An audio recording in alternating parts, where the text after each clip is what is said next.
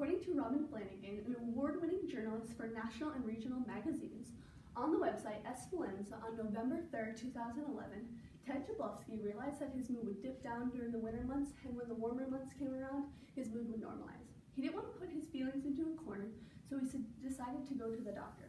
The doctors concluded that he had seasonal affective disorder, commonly known as SAD. 2 weeks ago, many of us can remember that polar vortex, which caused us to have a 4-day break. During the break, many of us couldn't go outside, socialize with friends, or even get natural sunlight. Being cooped up inside could have dramatically affected our mood. Seasonal affective disorder is a common affliction to the people that live in the Northern Hemisphere. Today, I will first be talking about what seasonal affective disorder is and who it affects. Second, I will be talking about the symptoms of the disorder. And third, I will be talking about treatment that is offered. So let's start off by talking about what seasonal affective disorder is and who it affects. Seasonal affective disorder is associated by the change in weather. It is a depression disorder. According to Mayo Clinic, a collection of doctors practicing and researching medicine on their website on October 25th, 2017, states that seasonal affective disorder is an offset of the body's biological clock, serotonin levels, and melatonin levels. People that have major depression or a bipolar disorder are greatly at risk of getting seasonal affective disorder. There are many individuals throughout the United States that can be afflicted by the disorder. According to the Mental Health America, a group of doctors providing a specific medical advice on the website on February 7th, 2019 states that 4 to 5 people that have seasonal affective disorder are women, and that in a year, 5% of the United States' population is afflicted by SAD.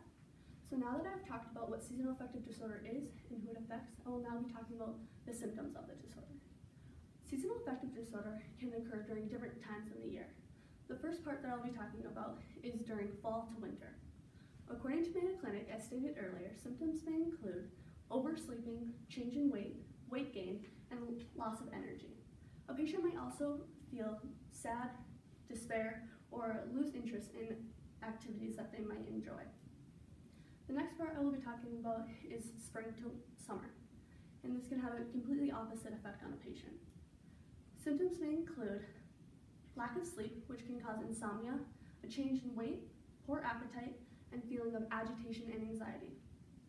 This can also be caused by a state of craze and mania. So now that I have talked about the symptoms of the disorder, I will now be talking about the treatment that is offered. Researchers have found many different treatments for the disorder, but I will be talking about 4 of them today. Seasonal affective disorder is first by a light box.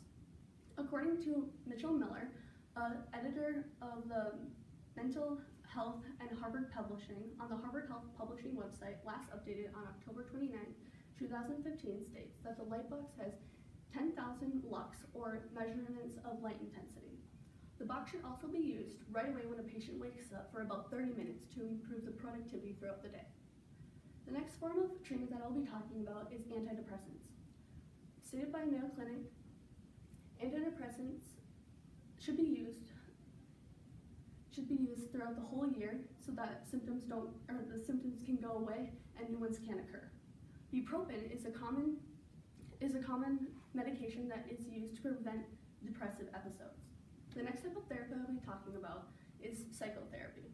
By recognizing the symptoms of negative and poor moods, therapists can manage and help decrease the symptoms of the disorder.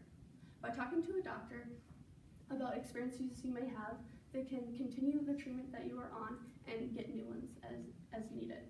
The last type of treatment that I'll be talking about is mind-to-body connection. According to Lawrence Robinson and other authors, a senior health and fitness writer and editor, on the website Health Guide, last updated on December 2018, states that exercise is the best form of treatment.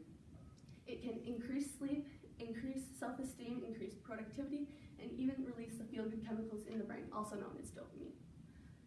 Exercise is a more natural way of treatment and is more commonly used rather than medication, because medication can also cause more symptoms to arise to the patient. Today I've talked about what seasonal affective disorder is and who it affects. Second, the symptoms of the disorder, and third, what the treatment of the disorder is offered. Seasonal affective disorder is a common affliction to the people that live in the Northern Hemisphere. Although Ted did not realize what seasonal affective disorder was and how to treat his symptoms, he now knows how to better his life. So the next time that you guys are feeling blue during the winter, you might know the reasons why.